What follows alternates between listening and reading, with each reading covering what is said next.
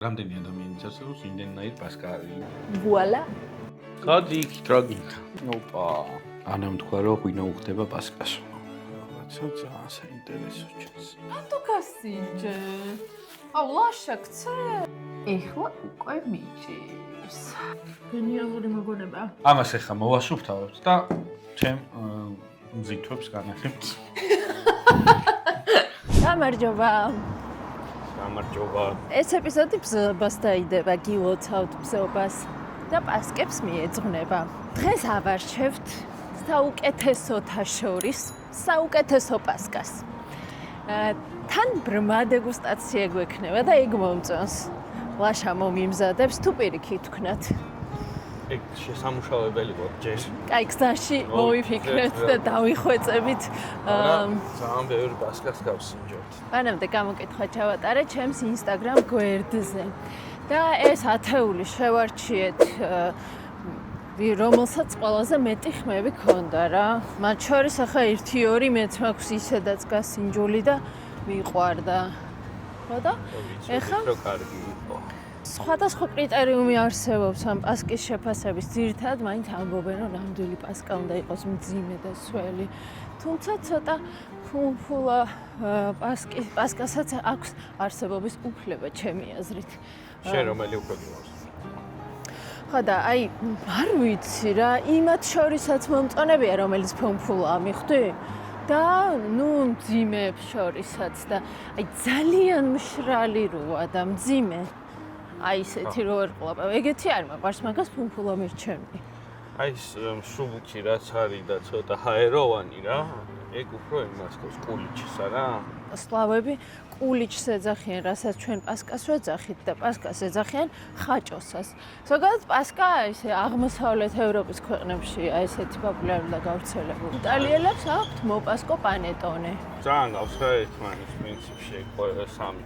პანეტონე და პასკა? და კულიჩი. არა, პანეტონე ძალიან ფუმფულა. მე ეგეც მიყვარს. ჩვენთანაც ანუ რასაც პასკას ვეძახით, ზოგიერთი გავს მაგას რა. მე ვფიქრობ, შაურმებივეც დაგვემართება. ამ ეპიზოდზე კიდევ უფრო მეტი ადამიანი დააკომენტარებს, რა უნდა გაგვესინჯა, რომელია ყველაზე გემრიელი. ხო და დაწერეთ, არ დაიშუროთ კომენტარები, იმიტომ რომ არიან ადამიანები, ვინც აი დაუოკებლად ეძებს ყოველ წელს საუკეთესო პასკას და ლაშა გამარჯობა მოვედით.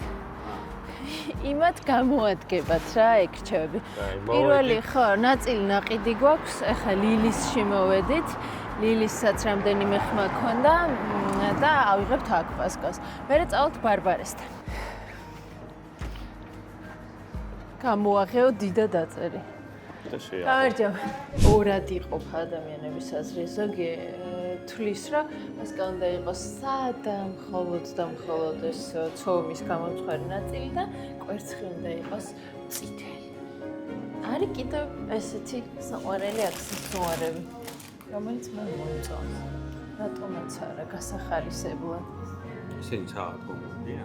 ხო, ნახე იზოები. იზოს ისტორია მოყოლილი. მე ლაშა მე მოყოლილი გქო და კომენტარიც მოყოლილი მაქვს თუ არა.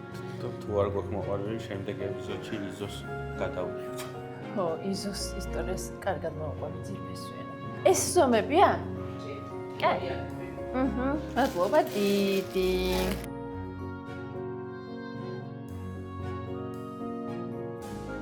ასევე ბევრი ხმა ქონდა პასკას ბარბარესთან, რესტორნისგან. ძალიან საინტერესო რესტორანია. ბარბარე ჯორჯაძის რეცეპტები აქვთ და ზოგადად ის გარემო, რაც მის წიგნში აღწერილი, გაცოცხლებული და გათანამედროვებული. Fine dining რესტორანია. ესეთი საინტერესო კერძებით მოკლედ. ძალიან დიდი მადლობა. გამოგვატანეს პასკა, უნდა ვეჩვენე შეფუთული რა ლამაზია. რეცეპტი მთლიანად ძველია, ოღონდ გათანამედროვებული რა. საკმაოდ დიდი დრო დაგვჭირდაო იმ ტექნოლოგიის დახვეწაში. რა რეტება? არ ვაშხრია. ხო, ეს რა. ესეც კრემია, რომელიც ბარბარე ჯორჯაძის რეცეპტით არის დამზადებული და უბრალოდ აქ ბარბარესთან რესტორანში მოუხდინეს და მეჩეს. ბარბარე ჯორჯაძე ქართულ კულინარიაში ალბათ ერთ-ერთი ყველაზე საინტერესო ფიგურა არის.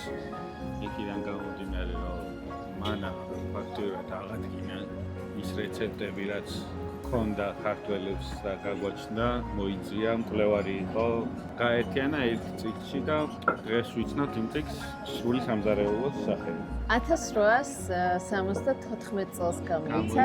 ლაშას აქვს სახლში მესამე გამოცემა მოქმე, რომელიც მისმა შვილმა გამოუშვა. ეხლა რომ მივაწვევთ გაჩვენებთ. კადრებს გაჩვენებთ ხო ამ წიგნის. 1914 წელს არის ჩემი წიგნი გამოშვებული. საინტერესო ენით წერია, რაღაც სხვანაირად იკითხება. მარტო რეცეპტები არ არის წიგნში, მთლიანად შეკროლია რაღაც ეტიკეტი, როგორი უნდა იყოს ქართული სუფრა, შეიძლება ძალიან კარგად მიხვდე და გაიგო და მოკლედ უმნიშვნელოვანესი წიგნია ჩვენი ქართული სამზარეულოსთვის დღესდღეობითაც და ბარბარე ჯორჯაძე იყო ასევე ქალთა უფლებათა დამცველი, პირველი ფემინისტი, რომელიც თვლიდა, რომ ქალს და კაცს თანაბარი ინტელექტუალური შესაძლებლობები აქვს, განათლებული ადამიანი იყო და თვლიდა, რომ აუცილებლად ქალს უნდა მიეღო განათლება და ქალს შეეძლო ყოფილიყო ისეთივე დამოუკიდებელი, როგორც კაცს.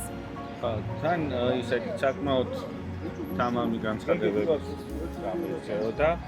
არ ერიდება და ისეთ ფიგურებთან დაპირისპირებას პოლემიკაში შესვლას პროფესორები როგორც ილია ჭავჭავაძე და სხვები იყვნენ და საკმაოდ ისეთი ხისტი და მკაცრი პოზიციები ჰქონდა და ამ პოზიციებს კარგად იცავდა.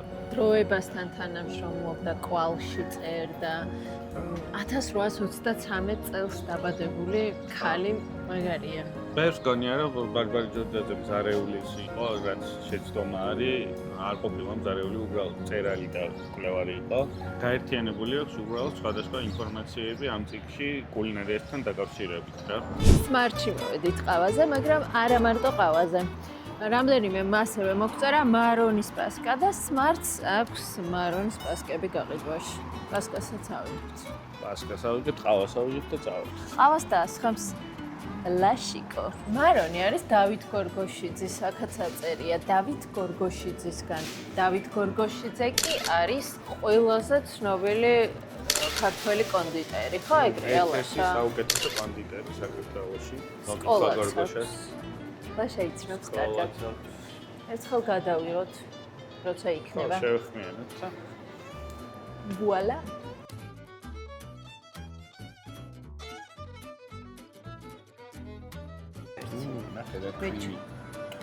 მოდი მე დავლევ flat whites. მადლობა.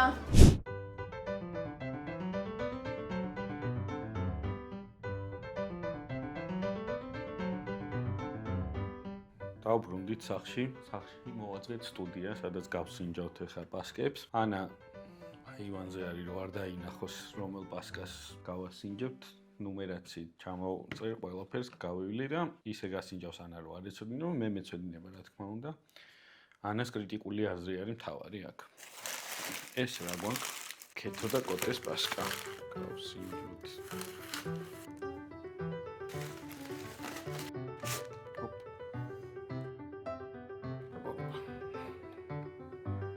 ეს არის ქეთო და კოტეს პასკა, ვაში რა ლამაზია. საათის ისრის მიმართულებით გავყავით დაწყობას. ჩავიწეროთ ქეთო და კოტე. მოდი მეორე აგერ გვიდევს. გადი იქით რა გინდა. ეს არის bakery by the big lady.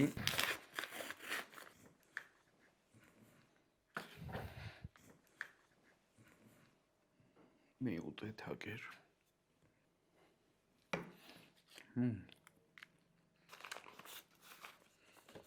აქ გვაქვს ძალიან მონდომებული შეფუთვა, დასაფასებელი. ოპა. ღვინო გამოვიძახებ და გზაშია. ანა თქვა რომ ღვინო უხდება პასკას. ვაუ, რაღაცა ძალიან საინტერესო ჩანს.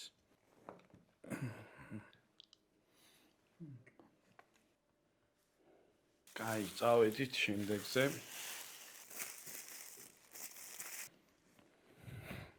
ეს ძალიან იფშქნება და ახლად კარგი არ არის, მინდა გითხრათ ეგ ჩემი გადმოსახედიდან. ამას ესევე დავდებ, იმიტომ რომ წესით არ უნდა იფშვნებოდეს ესე პასკა, ამიტომ როგორც იფშვნება, ისე მოვათავსოთ. კაი, წავედ დანაშენს ისე დავჭრი. რითი მინდა იცი დავიწყო? რომ დასპონსორებული არც ერთი პასკისგან და კომპანიისგან არ არის. აქედან იწყებ, ეს არის პირველი პასკა. ოღონდ ორ-ორი ნაჭერი მიდევს რა, რო იცოდე. ხო, ეს ორ-ორი რაღაც მე და შენ, მაგრამ ეს ნახევარი მთლიანად ჭამოთ, ვერ გადაურჩევით. ორ-ორი დავიწყე, მაგრამ მე რო დავჭერი, აღარ მინდა უკვე. არა, გავს. დანაყრდი? ხო. კაი, მოდი, ფაქტურულადაც ხო შევაფასებ და აქ ალბათ ამოვანათებთ მერე, ხო? რისია. ხო. საკმაოდ სველია, სველს ტენიას და ნოტიოს რო ეძებთ ხოლმე. ძიმეა. ოჩა, თან ძიმეც არის და თან სუბუქიც არის, აი ვერ გავიმეც. კაია. ისეთი არ არის, რომ ხო ის ზოგადად რო გახჩობს, რო ვერ ჭამ. ხო, ისეთია რა, ნოტიო, ძიმე, გემრიელია. მე ესე გადავედი. რა იყო საბოლოო შეფასება, რო ჩავიწერე? არა, არ ვიცი ეგ რა, მერე ვიტყვი. არა გადატვირთული, აი რომელიმე სუნელისკენ და არომატისკენ არ მიაქვს, დაბალანსებული გემოქონა.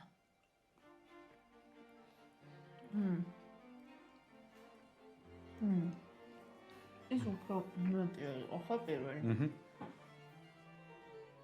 თუმცა ესეც მძიმეა, ცოტა მეტად ტკბილია პირველთან შედარებით. კაია, ქიშმიშებიც კაია. რამდენი ადამიანიც არსებობს, იმდენნაირ პასკა არის, იმიტომ რომ რაღაც ერთი სტანდარტული მეთოდი არ არის.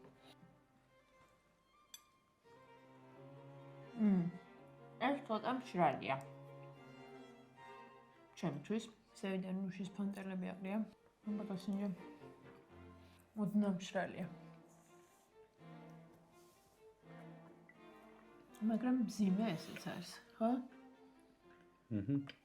რაღაცა აქვს ამ პასკას ისეთი. ხო, ცოტა რა განასხვავებს. ხო, განსხვავებული გამოაქვს მართალი. ანუ კარგად განასხვავებს, თუდად არა. ეს დაჭრისწოს ძალიან იშლებოდა. ჩემბრენ არის. ყობა ფხნადია. ეს ცოტა უფრო ფაფუკი ტიპია, ნაკლებად მძიმე და შეკრული. და ნუ აი ფხნადი როა გემოზეც მიხვდება ალბათ მაყურებელი რა, ფაქტურა რო ეგეთია, როგორი შეიძლება იყოს. უფრო ჰაეროვანია ეს. მაგრამ ნუ აი ძალიან რო იფხნება მე ეგ ნატელი ხომეც ცოტა არ მომწონს. კაი, შემდეგ.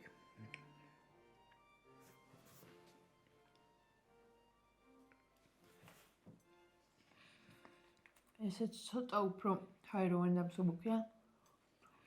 მომეწონა ეს. აი, მე-6-ზე გადავედი. ფაგრა გავს ყველა ერთმანეთს. ამას მე-5-ეს აქვს. აი ლიმნის არომატები უფრო არა? მე-6-ზე ცოტა არაპასკური გემო აქვს. 6-ისკენ მიყავ ხარსავით. ოდნავ მშრალია ეგეც.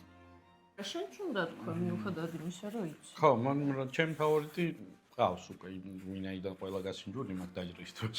აქ სინჯოდით, რატო გასინჯე? აუ, ლაშა ქცე?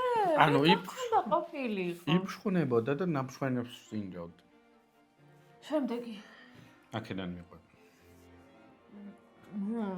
ძალიან ძიმეა, ძალიან ნოტიო. ცოტა მძაფრი გემო აქვს. ეს ცოტა ისეთია, ვისაც უკვე ცოტა რო გახჭობს, რამე ჩაი უნდა მიაყოლო. სვალია ეგეც ჩემთვის ახლა. ვა, ეს ყველაზე განსხვავებულია. მე-8. აია. ძალიან საინტერესო გემო აქვს მე-9. ხა მაქედან. მე-9. მე-8 არ გასინჯა? ვიცი რაც არის მახსოვს. ეს ყვითელი, როგორ ყვითელი? ეს განსხვავებულია.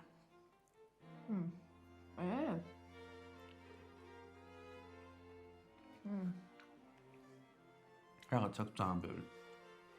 ხო, რაც სიმძაფრე მაინც. გავიზრდით ხო რა გითხრა მოგატყუდა. არც მე. მე-9 ცოტა მშრალია. სულია. გიკარნახებ და გვერდზე მიუწერე ადგილები. კაი. ამას ბოლოში აღარ არაფინებრივი გემონდა მიტოვა და ან მომეწონა მე-10. კაი, მე-9-ს დაუწერე მე-10 ადგილი. მე-10 ადგილი. დიახ, მე-10-ს დაუწერე მე-9. აი ამას დაუწერე 1 2 3 მე-4 იყო, მე-4. მე-4-ს დაუწერე მე-7 ადგილი. და ეხლა უკვე მიჭირს. პირველი ადგილი? აჰა. მოიცა ხა არა უდაური. ერთ წამს. მეორე. მე-6-ს მინდი. მე-6-ს მეორე ადგილი. მეორეს მე-3 ადგილი. ეგ ის არის არაპასკური არის რო თქვი ცოტა? ხო. მე-4 ადგილი. ეგ რომელია მაქედან? მერვე. მე-5-ს მე-5 ადგილი. აუ ძალიან ორი პასკა არის დარჩენილი უადგილოდ. პირობითია. ეს არ გითქვია რომელი ადგილი? და მე-7.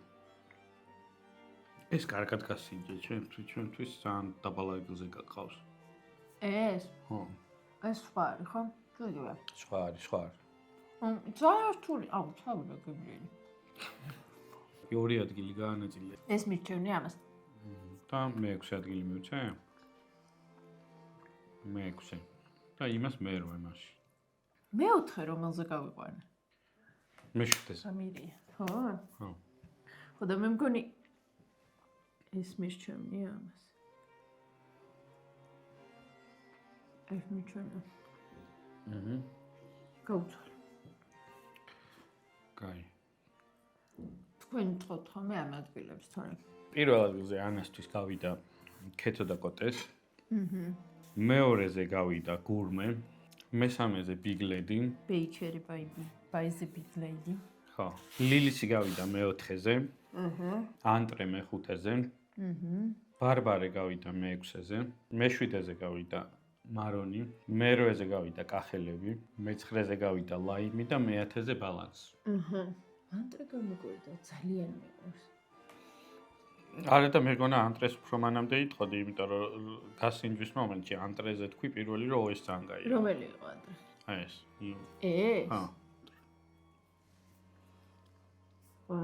მიყვარს ანტრეს პასკა. ერთი ისიც არის ნიუანსი, რომ ეხლა აქ 10-ვე ჩვენთვის არის კარგი პასკა რეალურად. უბრალოდ ზედიზედ ერთმანეთს მიყოლებით რომ სინჯავ, ანუ ვერ იმახსოვრებ კარგად, 10-დან ეხლა პირველი მეორე შეიძლება ცოტა უზუსტობა ეხლა იყოს, მაგრამ მე მაინც პირველ ადგილზე ჩემთვის გავიყვანდი ბარბარეს. თავისი განსხვავებულობა აქვს და მაგიტო. ერთი წამი ბარბარე უნდა გავსინჯოთ კრემით უბრალოდ. ეხლა არ შეგაწყვეტინე, იმიტომ რომ მანამდე.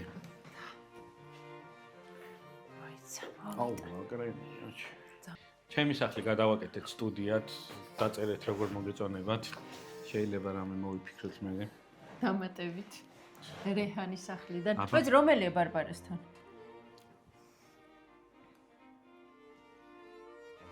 ესე უნდა.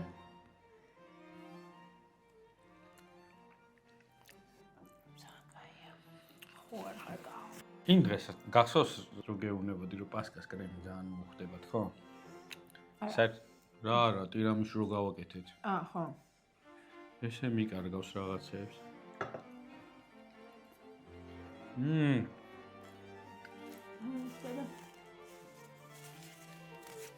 გენიალური მოგონება. კრემი არ არის ძალიან ტკბილი და ეგასწორებს მე ხდება. მე მაინც პირველზე გავიყვანე ბარბარე. ამიტომ უფრო წინ ვეღარ გადავწევ. საერთოდ შეიძლება დაეყოლო, ხო? კი, ან კრემი ძალიან вообще. მასწორებს რა.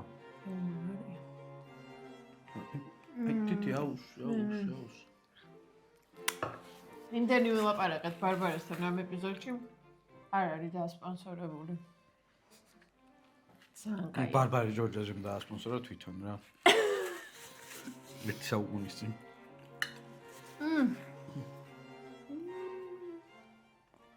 ეს ხაპრულია მართლა.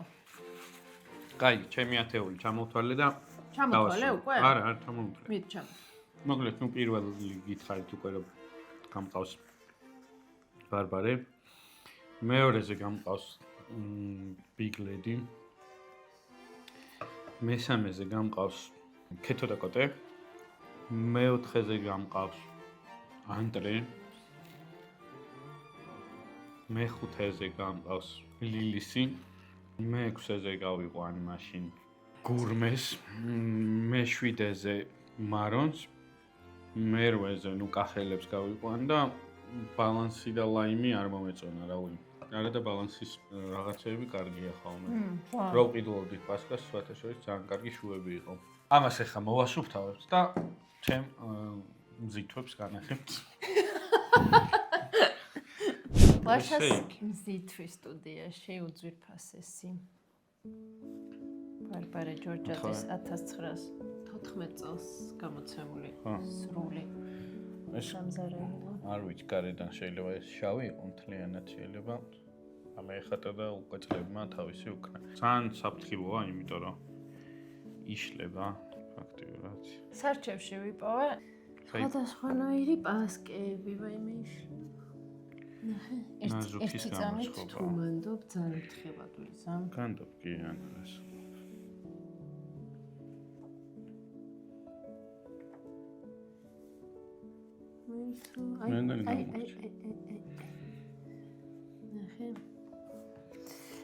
პასკის და კულიჩის გამოცხობა. პასკის თავის მოსახატავი მლაზურიე. რაღაც თან საკმაოდ თანამედროვე ენით უწერია იმ დროისთვის. მაგრამ რაღაცებს ცოტა სხვანაირი სახელები ქონდა ეტყობა მაშინ რა. პასკას სახელდახელოთ. მოდი ახლა გადავშლი პასკებზე. 11. პასკისა და კულიჩის გამოცხობა. თანამედროვე ვერსიებიც არის უკვე ამ წიგნების და ყველა შეუძლია რომ იყიდოს. არ ვიცი უბრალოდ არის თუ არა ციფრული ვერსია ბარბარე ჯორჯაძის წიგნის კარგი იქნებოდა. თავიდან რომ ვიყიდე და გადავხედე პირველი შემხვდა ტოლმა ვაზის ბოთოლში გაწურული მაწვნის соусით.